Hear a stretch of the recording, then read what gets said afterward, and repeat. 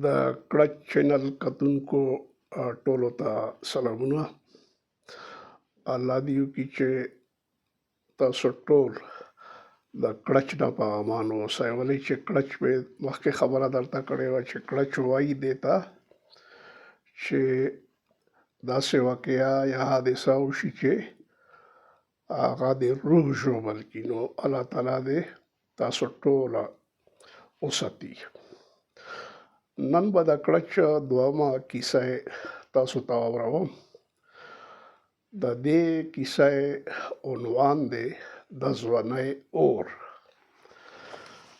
دا به تاسو اورئ او هغه زړه خبره ده حمزه بابا والا چې زه به کړم درته کیسه ته راته ښه کړه.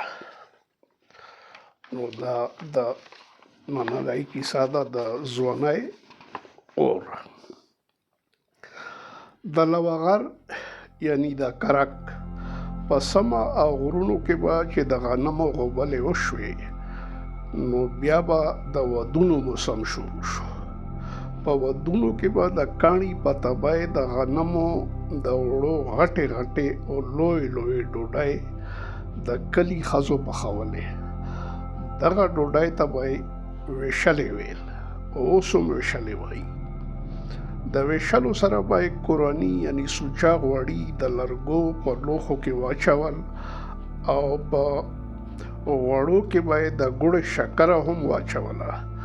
د لرګو دغه لوښو ته به یې ټوټې ویل. سبا به یې چې د اوښانو په کجوا کې ناوې راوړه نو ښځو به د کور دننه ډول غږولو، لیبۍ به یې کولې او سندرې به یې ویلې. بهر به په پټو کې د مازدیګر د لمانځه نه پس د کلي ځوانانو او مشرانو به د ډولونو او سورنا سره اتڼونه کول. د ماښام لمانځه نه پس به د خلک بیا رايوځای شول. دغه پټي کې به په یو لوی دایرې کې کټونه د خلکو د ناستې دپاره اچول شوي وو. دا کټونه به د کلي خلکو د خپلو کورونو نه راوړي وو.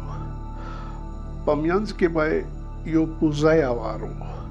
په دغه پوزي به چلم پروت و. د رڼا دپاره به د ګیس یو لالټین هم بل و او مجلسیان به ورباندې کېناستل. چې لږه تیاره به زیاته شوه نو مشران به په کټونو کېناستل، کشران به د کټونو شاته ودرېدل. بیا به د کلي مجلسیانو مجلس شروع کړو.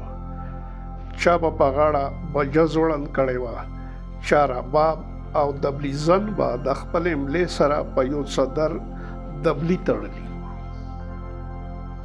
د دوی په منځ کې به سندرغاړی ولاړ و. دته به یې شاعر هم ویلو ځکه چې ده به د نورو سندرو نه علاوه خپله شاعري هم کوله. دا د مجلسیانو ډله به د کټونو دننه د پوزي نه تاو راتاو ګرځېدله. د دوی په وړاندې به 2 یا 3 هلکان ګډېدل. دوی به د ښځو جامې اچولې وې او په پښو به یې ژغژغې تړلې وې.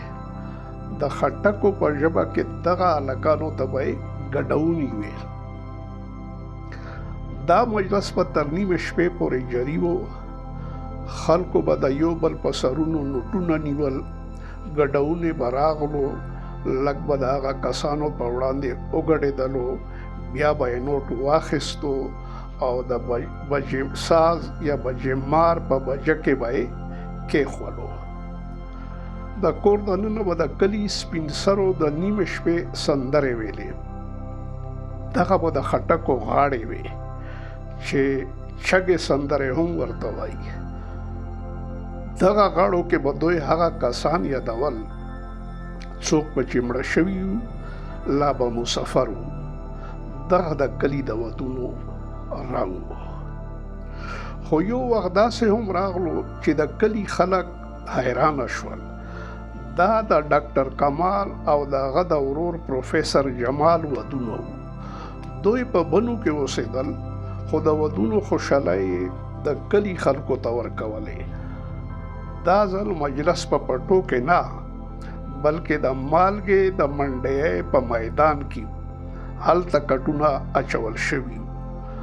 مازدیګر ډولونو ته خلک وګډېدل. نور مجلسیان د بنو نه را روان وو.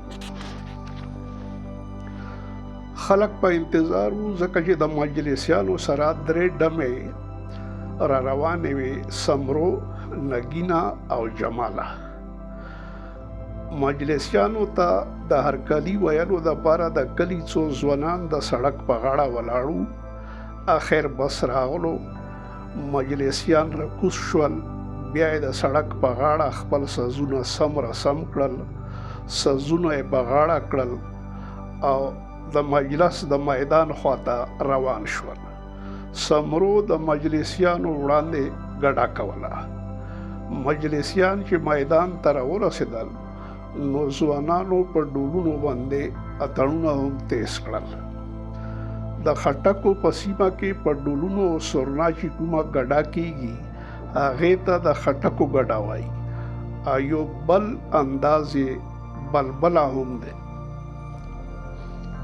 مجلسیان بیا دننه کېناستل، ځکه چې دوی به د شپې مجلس کولو. هر یو ځوان د سمرو، نګینې او جمالې په لیدو نشه نشه ګرځېدو. هر چا سرونه غوړ کړي وو او سترګې یې تورې کړې وې، خو د ځینې ځوانانو سترګې د چرسو په چیلمونو تکې سرې وې.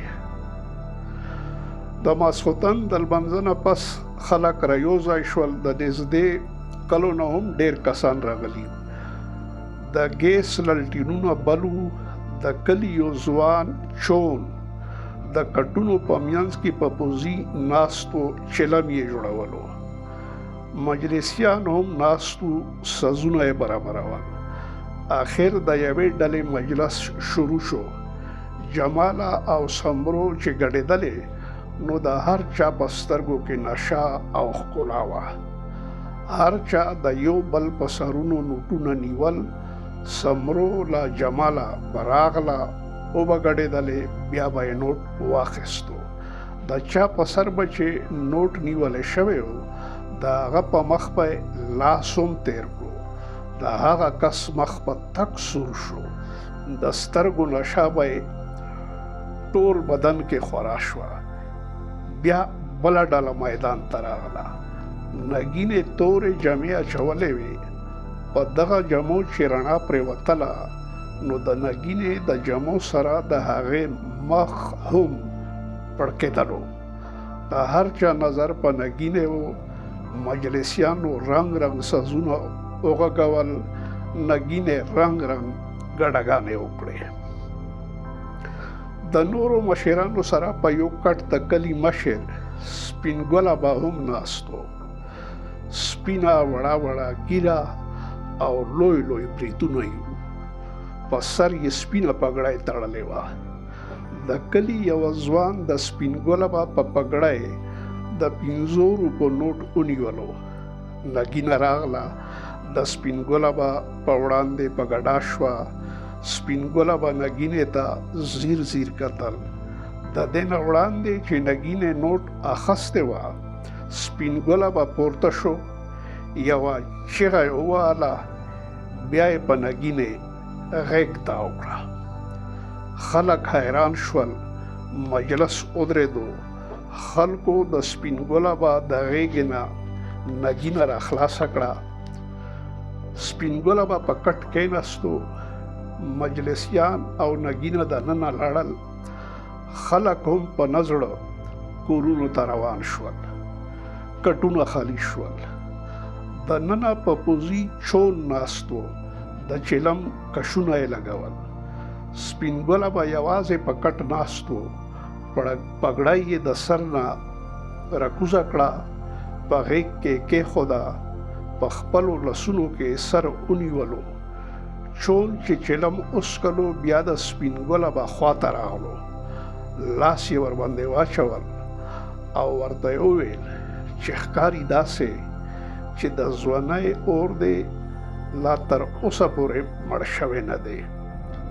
د سپین ګله به سترګو کې اوښکې راغلې، سوړ اسویلی یې وکړو، د اسمان په لور یې وکتل، پاڅېدو، پګړۍ یې په اوږو واچوله او د کور په لور روان شو.